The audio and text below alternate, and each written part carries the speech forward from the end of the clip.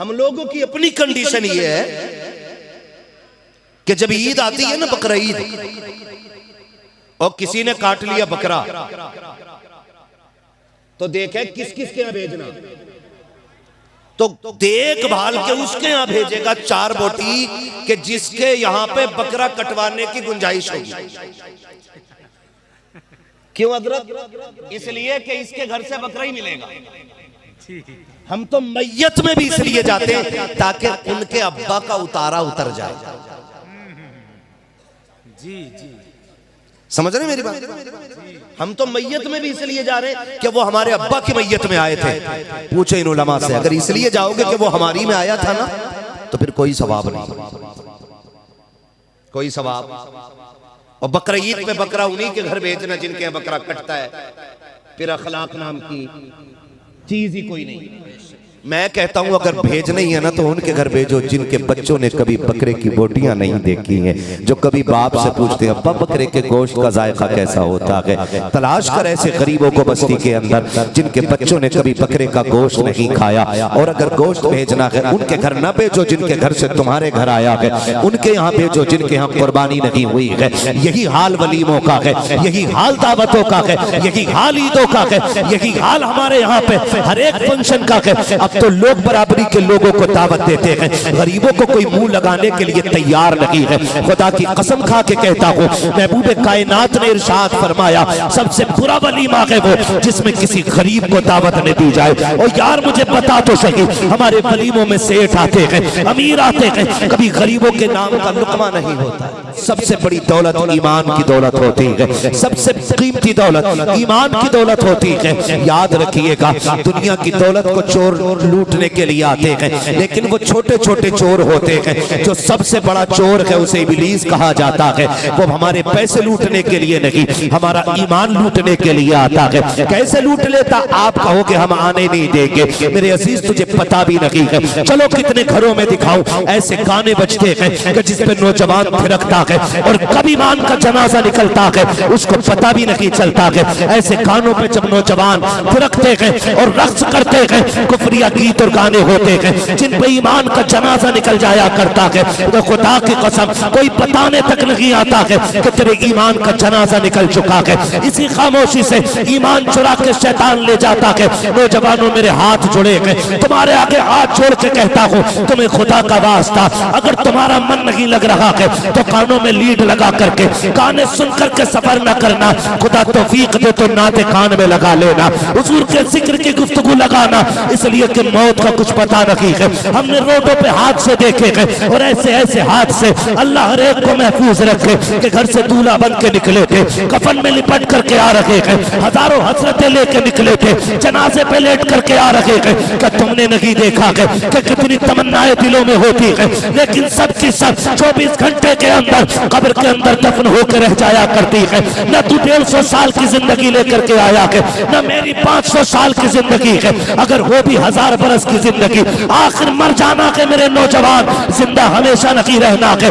मौत कब आकर के पंजा गाड़ेगी ये किसी को पता नहीं है। क्या तुमने हादसे नहीं देखे हैं? जाओ जाकर के रोडों पर देखो, हादसे इतने खतरनाक होते हैं कि शक्लें बिगाड़ दी जाती है, पहचान नहीं होती है कि ये मोमिन का जनाजा है या गैर मुस्लिम का जनाजा है। कोई आईडी चेक कर रहा है, कोई हाथ कलाई देख रहा है, इसने रेबन पहना है कि नहीं, हाथ में कंगन कड़ा है कि नहीं। नौजवानों कभी हाथ में कड़ा ना पहनना, धागे ना बांधना, कहीं ऐसा ना हो हाथ से चेहरे बिगाड़ दे और तुम्हें कोई अपना कहने वाला ना मिले। इसलिए कहता हूँ चेहरों पे दाढ़ियां रख लो, अगर रोड पे कितने भी चेहरे बिगड़े ये दाढ़ी के बाल बता देंगे। इसे लावारिस न समझना, ये वो है जिसका काबे वाला भी वारिस है, मदीने वाला। नारे तकबीर, नारे रिसालत, फैज़ाने गौसे आज़म, मसलके आला हजरत, पैगामे हक कॉन्फ्रेंस, हजरत अल्लामा मुफ्ती हम्माद साहब क़िबला। तो भाई एक तो आईडी है, एक आईडी रख लो। टोपी हमारी आईडी है लेकिन ये उड़ सकती है, कुर्ता पजामा हमारी आईडी है लेकिन अब इसको सारे ही लोग पहनते हैं। ये सिर्फ हमारी पहचान नहीं रह गई है, सिर्फ नहीं रह गई है मेरे अजीज, एक आईडी ऐसी बना जो कोई चाह के भी न दूर कर सके, और उसी आईडी को हुजूर की सुन्नत कहते हैं। हुजूर की सुन्नत कहते हैं। भाई ये हालात है हादसों के, कान में लीड लगी है, गाड़ी पलट गई, बंदा खत्म। बताओ अगर गाने सुनते सुनते मौत आ गई तो क्या बनेगा? अल्लाह अल्लाह अल्लाह, मौत आ गई तो क्या बनेगा? फरमाया गया, ये उलमा बैठे, पूरी जिम्मेदारी के साथ कहता हूं, जो बंदा जिस हाल में मरेगा कयामत में उसी हाल में उठाया जाएगा।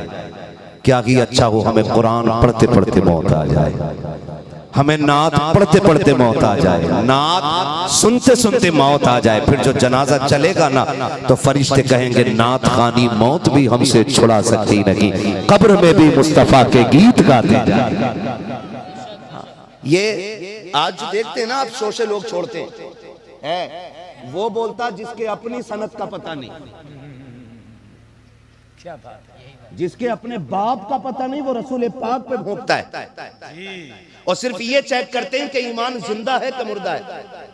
मगर मैं सलाम करता हूं हुजूर की उम्मत के नौजवानों को, जब भी हुजूर के लिए बात आई है ना तो जहां दाढ़ी वाला खड़ा होता है ना वहां बगैर दाढ़ी वाला भी खड़ा होता है, जहां जुब्बे साफे वाले खड़े होते वहां पैंट शर्ट वाले भी खड़े होते। दुनिया पहचान जाती है हुजूर से इश्क कुर्ते वाले नहीं, ये पैंट शर्ट वाले भी हुजूर से प्यार किया करते। ये यहाँ आके टूट जाते, यहाँ के टूट जाते हैं कि भाई नहीं निकाल सके इश्क इनके सीने से, और निकालोगे भी कैसे? इश्क की घुट्टी हमें इमाम अहमद रजा ने पिलाई है, निकाल भी कैसे सकते? वाला हज़रत क्या कहते? वो जो न थे तो कुछ न था, वो जो न हो तो कुछ न हो, जान है वो जहान की, जान है तो जहान है। तो ये हमारा हुजूर से रिश्ता है, रहना भी ऐसा चाहिए, रहना भी ऐसा चाहिए। कितने लोग चाहते हैं मैं हुजूर को देखूं? बता सकते हैं हाथ उठा के? पहले उठा लूं मैं, भाई मैं तो चाहता हूं, सुभान अल्लाह, सुभान सारे ही चाहते हैं, बेशक। अल्लाह सबको मरने से पहले हुजूर का मदीना दिखाए और करम करते हुजूर के जलवे की ज़ियारत नसीब फरमा दे। बात कहूं मैं बहुत आम फहम गुफ्तगू कर रहा हूं, बहुत ज्यादा हार्ड अल्फाज वर्ड्स यूज नहीं कर रहा हूं कि भाई आपको मुश्किल हो समझने में, बिल्कुल एक आम तरीके से बात कर रहा हूं। एक बात जानते हो, एक बुजुर्ग थे रसूल नुमा रहमतुल्लाह तआला, उनको कहा ही रसूल नुमा जाता था। क्यों? इसलिए कि जब कोई उनसे कहता था मैं हुजूर को देखना चाहता हूं तो फिर वो हुजूर की जियारत करा दिया करते थे।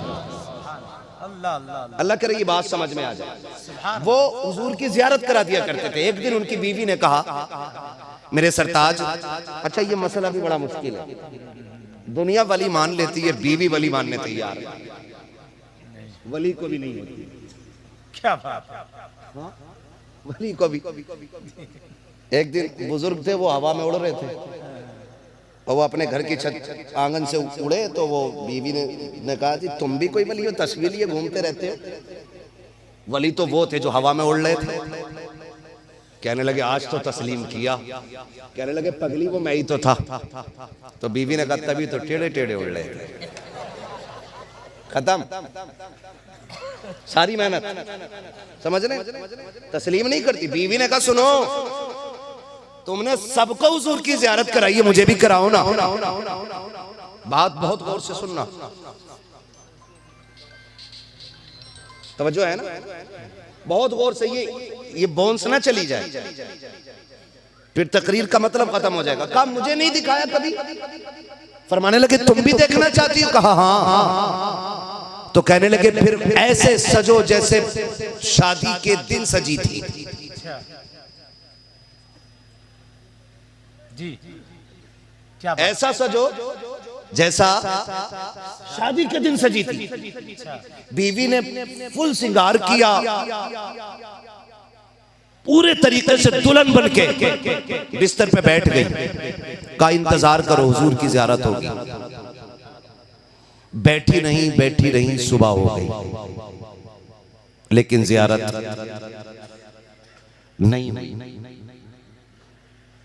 नहीं हुई। तो सुबह शौहर से कहने लगी बिला वजह में तुमने मुझे इतना सजाया सवारा, मुझे ज़ियारत नहीं हुई?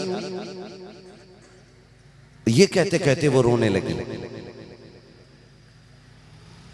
अगला जब वो दिन आया और आंख लगी तो ख्वाब में हुजूर तशरीफ ले आए। बीवी ने कहा कि जब सजी सवरी थी तब हुजूर नहीं आए। मैं उनके एहतराम में, वो कहा था ना गलियों को सजाने दो पलकों को बिछाने दो, किस गली से गुजरेंगे मुस्तफा खुदा जाने। जब मैं सजी सवरी उनके एहतराम में, उनके इस्तिकबाल में, तब हुजूर नहीं आए। और जब बिना सजे सवरे सो गई तब हुजूर आए। तो कहने लगे पगली, उनके इश्क में दिल टूटना जरूरी होता है। क्या बात है, वाह, बहुत अच्छा। जब तक दिल ना टूटे तब तक इस आईने में उनकी तस्वीर नजर नहीं आती। बहुत अच्छी बात, वाह। हम यूं ही बैठे रहे और तमन्ना करें हुजूर नजर आ जाए। मेरे अजीज, ख्वाब ऐसे नजर नहीं आते। कसम खा के कहता हूँ, खुदा वो दिल लाए, कभी मौका मिले उनके नाम पे कभी गिरबान पकड़वा के देख हुजूर आते हैं कि नहीं। उनके नाम पे गालियां खा के देख, फिर देख हुजूर आते हैं कि नहीं। उनकी याद में रो के देख, फिर देख हुजूर आते हैं कि नहीं। जब दिल टूटता है फिर तसल्ली देने के लिए मदीने से हुजूर आ जाया करते हैं। सुभान अल्लाह, सुभान अल्लाह। हाँ, वो कहा था किसी ने, अगर आंखें मेरी दीदार के काबिल नहीं आका तो फिर आवाज ही अपनी सुना दो या रसूल अल्लाह। प्यारी बात कही थी। तो फिर आवाज ही अपनी सुना दो या रसूल अल्लाह। हमारी आंखें देखने के लायक नहीं है तो हुजूर आवाज सुना दे। ये काशिफ ने कहा था। मैं अब आपसे कहना चाहता हूँ, हुजूर के लिए कुछ करके देखो। कई बार ना नौजवान लोग कहते हैं, हज़रत मैंने दाढ़ी रखी ना तो मेरे अब्बा कह रहे हैं अभी से तू दाढ़ी रख रहा, तू अभी से मौलाना बन गया भाई।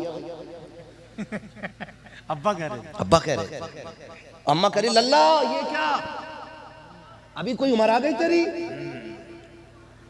तो निजाम कुदरत है, अल्लाह ने कोई भी चीज वक्त से पहले पैदा नहीं की।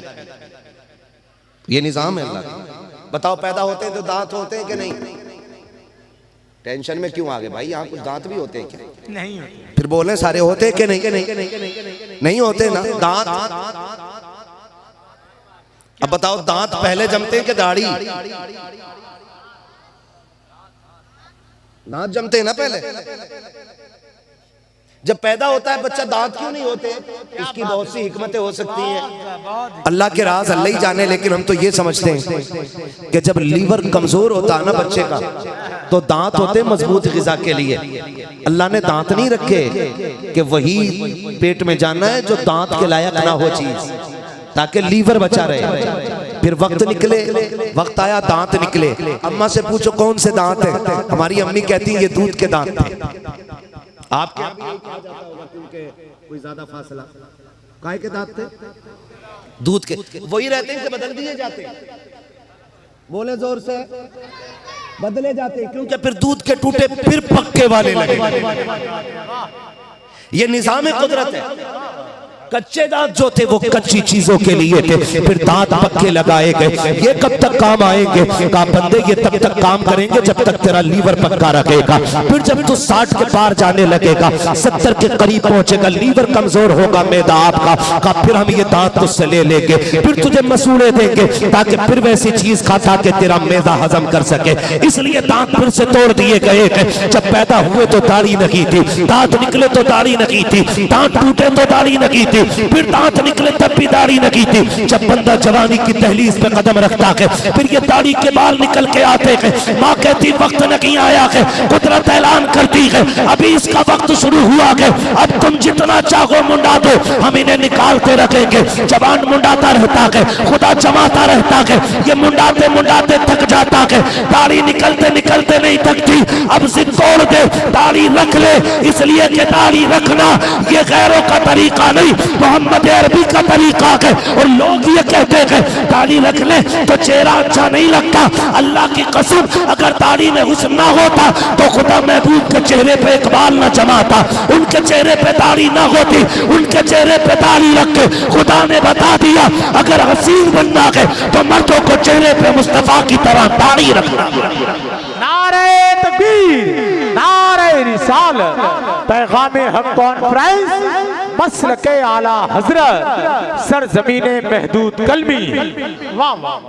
रखेंगे दाढ़ी इंशाअल्लाह। बात है, क्या बात अल्लाह सलामत रखे। मैं खड़ा नहीं करूंगा किसी को भी। हाँ, मैं जानता हूं दाढ़ी वही रखेगा जिस पे हुजूर का खास करम होगा। ठीक है ना, रखेंगे इंशाअल्लाह दाढ़ी।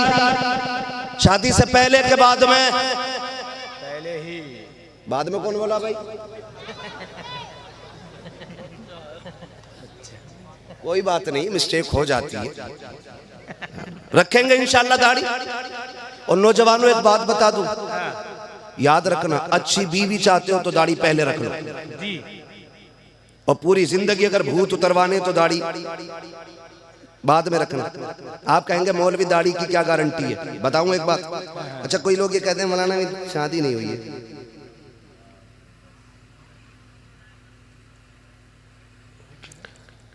शादी नहीं हुई है, एक मौलवी बता दो जो दाढ़ी की वजह से कुआरा मर गया हो।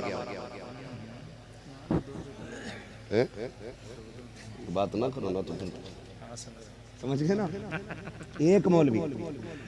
क्यों? दाढ़ी कोई ऐब नहीं, दाढ़ी कोई ऐब नहीं है। मैं आपको बता दूं, रिश्ता देखने हम माँ बाप को भेजते हैं, बहनों को देखते हैं, भेजते हैं ना, ये इन लोगों को भेजना चाहिए। कुछ बेगैरत ऐसे होते हैं जो खलेरे भैया को भेजते हैं। खलेरा भाई आएगा मेरा, और या फिर कहते हैं मेरा कजिन आएगा देखने के लिए। मैं कहता हूं उससे बड़ा बेगैरत ही कोई नहीं है जो अपनी बीवी जमाने के लिए तमाशा बनाए। वो सबसे बड़ा बेगैरत है। और इस्लाम ने उसको दयूस कहा है जिसकी बहन बेटियां बेपर्दा बाजार में फिरती हैं।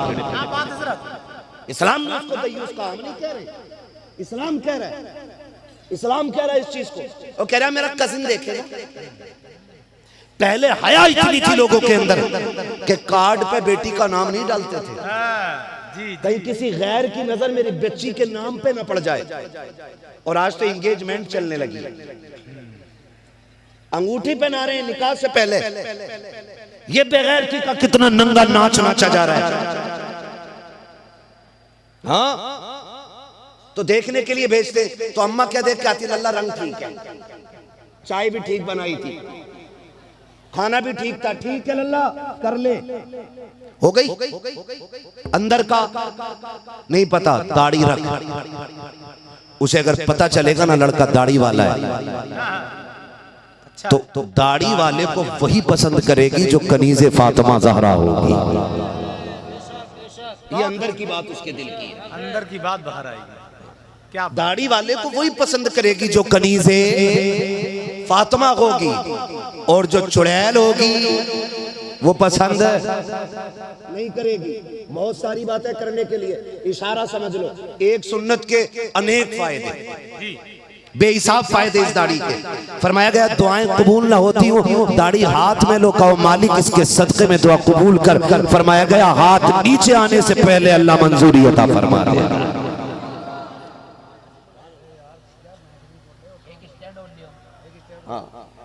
तवज्जो है सारे लोगों की? नहीं भैया मैं इसे गले में बांध लूं क्या? बस चलो, तवज्जो है ना सारे लोग? रखेंगे इंशाअल्लाह दाढ़ी। अब क्या कम हाथ हो गए भाई? रखेंगे दाढ़ी इंशाअल्लाह। इंशाअल्लाह। अब अगली बात करने लगा हूं, एक और, वक्त कम रह गया। एक बात हो, दाढ़ी रखेंगे। नंबर 2, रोजी हलाल खाएंगे इंशाअल्लाह।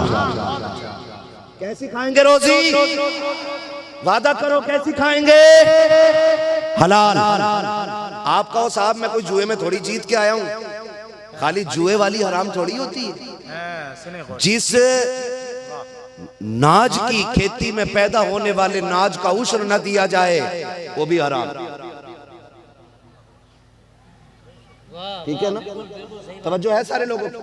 मुझे कोई फायदा नहीं है, ज़कात मैं लेने नहीं आऊंगा, ना मेरे बच्चे पलेंगे उससे। ठीक है ना? मैं ये चाहता हूँ रोजी हलाल हो। किसी ने इमाम गजाली से कहा था हुजूर दुआएं कैसे कबूल होती हैं? फरमाया 2 काम करो, हाँ दुआएं कबूल होने लगेंगी। कहा कौन से काम? कहने लगे जब भी बोलना सच बोलना, और जब भी खाना हलाल खाना। ये 2 काम, और दोनों ही डट के हो रहे हैं। है कांठ में तो कह रहा बस आ गया। ये सबसे बड़ा झूठ। कहां गए थे? अरे कहीं नहीं, कहीं तो गए थे यार, ये तो झूठ हो गया। कहाँ जा रहे हो? पहले कहता था कहीं ना, बस है तक ही जा रही, पहले कहीं ना फिर यहां तक जा रहा हूं। तो ये जिनका पता नहीं चलता, ये वो झूठे जुमले होते हैं जो निकल जाते हैं, ना चाहते हुए भी निकल जाते हैं। होता है कि नहीं? तो ये सबसे ज्यादा हराम।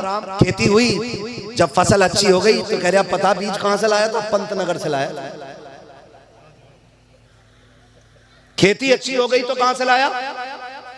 पंतनगर से, अंबेडकर नगर से, है ना, उत्तराखंड से नाज का बीज लाया था। देख क्या खेती हो रही है, और खा गया कीड़ा दाना। फिर पता क्या कह रहा? ना जी, अल्लाह ने मुकद्दर में ही ना लिखी थी। अब किधर गया तेरा बीज?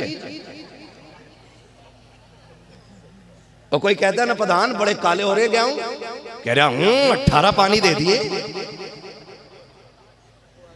मतलब ये मैं आपसे जो बात करूं जरा समझें उसको। हम खेती से ताल्लुक रखने वाले लोग हैं।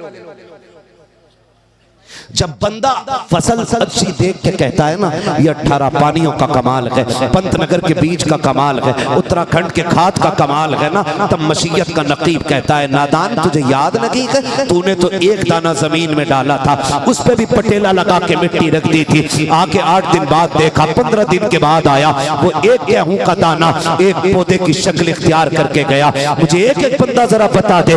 मशीयत का नकीब कहता है हमने दाने को कोपल पौधा बनाया, जब वो निकल के आया ना, हमने जमीन का सीना चीर करके उसको निकाला था।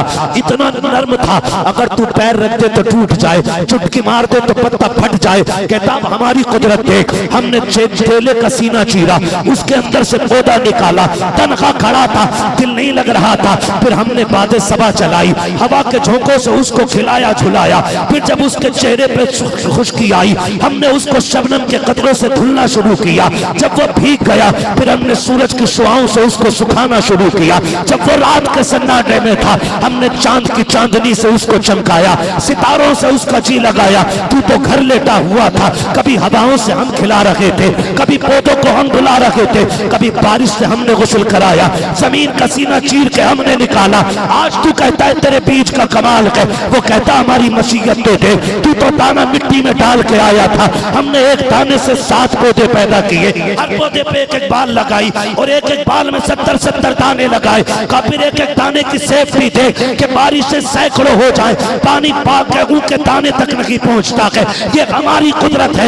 एक धान के दाने को उठा के दे, कितना भी बारिश हो जाए पानी धान के अंदर नहीं जाता है। वो कहता ये हमारी कुदरत है। और जब खेती कट के आ गई, कहता कमाल हमारा है, कमाल हमारा है। ओ मेरे अजीज, जब खुदा रोजी दे अपना ना के, बल्कि उसने जो हिस्सा मुकर्रर किया है 10वां को या 20वां निकाल के उसकी बारगाह में दे दे। जो आज 50 देने पर कादिर है, वो कल तुझे 100 देने की भी कुदरत रखता है।